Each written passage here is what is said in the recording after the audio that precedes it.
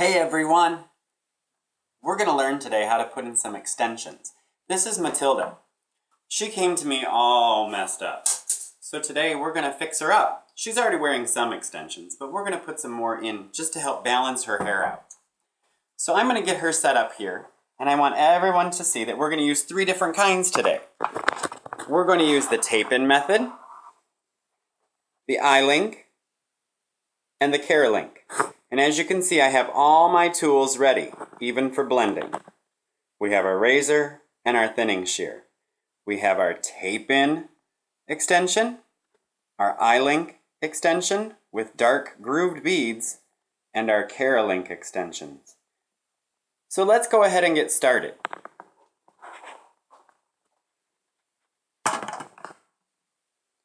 Now, I told Mavis that she had to come in today fully shampooed and ready to go, to be clarified.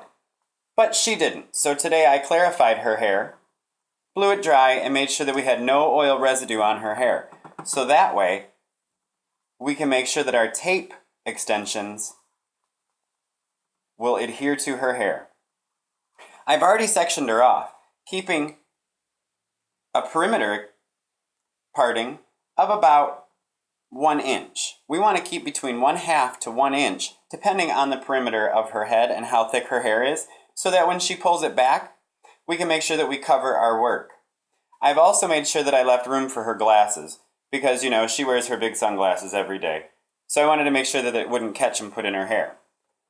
But we're going to do the tape-in method first because, well, that's the easiest. And actually, she likes the tapes on the base of her head. So we've already sectioned off, and we're not going to worry much more about that. But what we're going to worry about is that we peel the tape off of our extension without touching the adhesive tape, because that's the secret to this. All the wefts are sewn in to the tape with medical adhesive. Now, this is simple and easy, but we can make it look hard for the client so they think that we're working really hard. We're just going to lay it about 1/8 to 1/4 of an inch below her parting. So that way it's sitting off base. And we're going to massage her scalp and work that in because that's going to help the adhesive adhere to the hair. Now the really cool thing is we have to put a back on this, right? Well, we don't have to worry about sectioning it off because it naturally does it for us. The tape automatically adheres to the hair that we need to use to help support the underside. I like to use my comb back here because I like to make sure that I have nothing left and it's a really clean parting. Simple as can be. So I'm going to push that right out of the way. I'm going to take our next tape extension, which you could get really creative and use a different color if you'd like. We're going to put some cha-cha color in, as Ruben likes to call it, later with our eye links. But for now, we're just going to work on using some ombre on her hair. We're going to take that extension and we're going to lay it right at the base and bring that right down, meet them up, and give her another little massage right there. Boom, that's done. So now we have the base of our pieces in. Pretty cool, eh? Second, we're going to work on our eye links. Now she wanted some fun color. So I told Mavis, well, you got to pick your color. You're already giving me quite a workout here with the hair that you've already have on. As you can see, I parted it off and I decided she doesn't need to have a ton of hair in this section. She just wants pops of color, so we're not going to worry too much about having a full line of hair in here. We're going to get a little creative with her here. Because once we go through and blend and cut this, we'll blend those in. So we're going to work on this next one. We want to worry about taking a section out that's equal to 1 gram of hair, which is equal to the eye link. We're going to section that out, and we're going to take our eye link tool. I like to keep mine on so that I'm not putting one at a time, but be careful not to fling it around because you could fling the eye link right off. We're going to take that in and drop that hair right down to a 0-degree fall. Simple, just like crafting. We're going to pull that bead right onto that 1 gram of hair. We're going to want this to fall at a 0-degree also because we don't want to create waterfalls, which happens quite a bit, causing stress on the hair. We wouldn't want that to happen because we want Mavis to continue to come back. And we also want these to last in Mavis.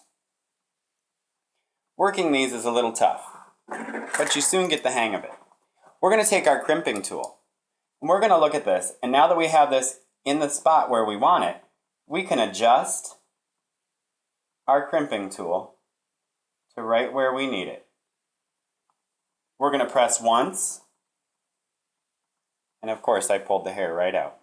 But that's not a problem, because we can go back in and use our crimping tool to slightly open this up, remove the bead from the hair, and put a new one in. Simple as that. We'll lay this down again. It's always good to make mistakes because you learn.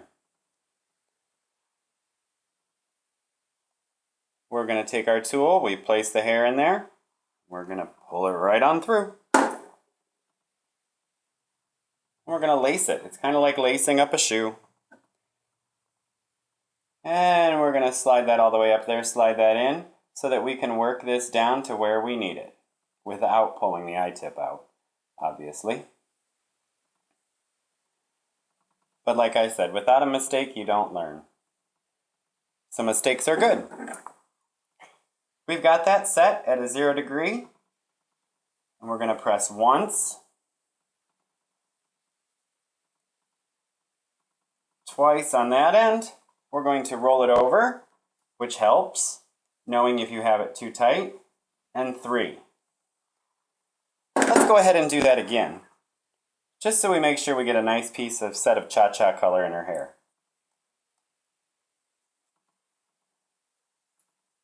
Clean sectioning is a wonderful thing for this because we don't want to grab too much hair, or else we're going to cause strain on her hair and cause breakage, and we don't want that. The last thing you ever want your client to have is hair breakage, because they're going to have enough upkeep on this with brushing their hair. That's something that we really need to instruct our clients about with wearing these. And I've told Mavis, you have to brush your hair 2 to 3 times a day, not on the outside, but on the inside at your scalp. That way, you will not get knots on your scalp as your hair grows out. So we've placed that. We're putting this back in. Our next one, we're at a 0 degree elevation. I've got that set. Crimp 1, crimp 2, turn over, crimp 3. I'm sorry, I didn't mean to put my arm in front of you. And that's as simple as that. Now how cool is that? Last but not least, we have our Keralink. These are keratin fusion bonds that bond the extension to the hair. Mavis has really done some crazy shopping. She has bought ombre for her bottom in her tapes. She bought the teal, and now she decided she wanted a little bit of highlight to her hair. Well, I told her we'd figure it out, and that's what we're going to do. Now I'm going to take my comb because I want to look here, because I've kind of messed up her partings that I preset. I'm going to comb through this and check this out. Okay, we're going to take a little bit out of there. Nice clean parties. Cleanliness is next to godliness. And we're going to work a few more fusions into her hair. And then after this, we're going to learn how we can blend this all together. Now this is going to be a rounded parting. And we're going to use our tool to help us with that, because these have to set off base. So we're going to start our rounding tool on base. We're going to bring that down and find where it's going to rest. Pretty good off base. And we're going to take our Keralink and we're going to lay that in there. We have our hot tool, which is like the mini flat iron, but not as hot. And we're going to place that for 2 to 4 seconds. 1, 2, 3. Ooh, 3, and that was done. We're going to take our fingers and gently roll back and forth. That way we're going to achieve a linked hair with the extension. Let's do that one more time. Again, we're going to take out a section and parting in a circular form, gram to gram, and we're going to work this together. We're going to take our tool, slide it on, and drop her right down. We're going to take our caroling, you see that? We're going to place it off base.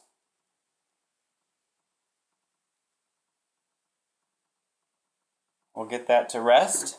This is nice to protect the client's head from this heat. We're going to heat that up, 3 seconds, and we're going to roll gently. And look at that. We've applied our extensions to her hair. Now, obviously she cannot leave the salon as is. But we're going to take a look at what her hair looks like right now. She kind of wanted to have this long length on the side of her head. So I told her, okay, we can do something there.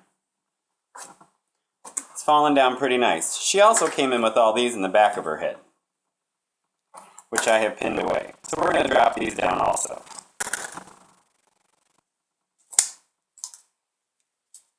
Because we're going to have to blend her entire head.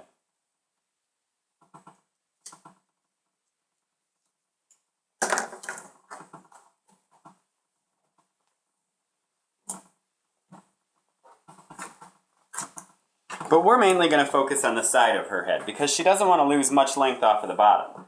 We have to worry about putting a perimeter in.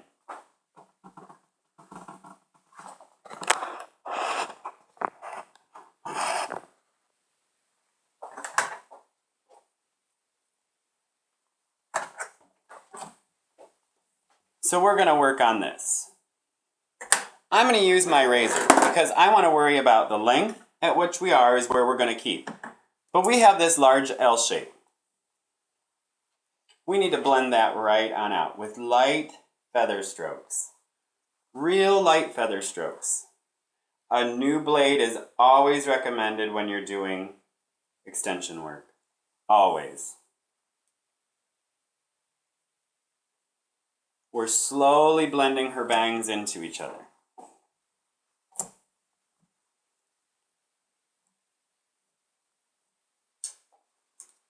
And I'm going to pause for just a minute.